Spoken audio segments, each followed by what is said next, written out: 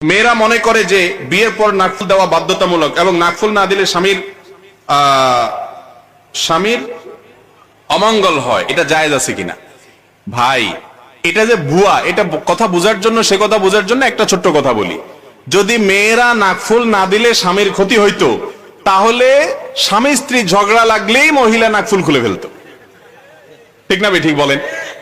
খুব সহজ বুদ্ধি ছিল জামাইরে সোজা করার জন্য, যে চান্দু আমার সাথে ভেজাল করবা, আসো নাকফুল খুলে দিলাম, তুমি শেষ।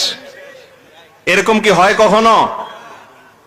কত মহিলা আছে স্বামীরে কোনো কিছুতে দমাইতে না পাইরা মাইরা কুটা টুকরা টাকরা করে রান্না বাড়া করতেছে, পত্রপত্রিকা আসতেছে না এসব খবর?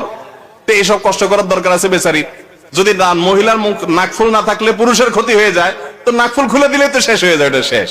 এগুলো সব যে ভিত্তিহীন ভুয়া, এই গর্তা থেকে, এই তত্ত্ব থেকে সেটা বোঝা যায় কি যায় না? কে নাকফুল না পড়লো তার এফেক্ট আরেকজনের উপরে পড়বে। একজনের পাপের বোঝা বা দোষের বোঝা, এটা পাপ না, দোষ না। একজন কিছু না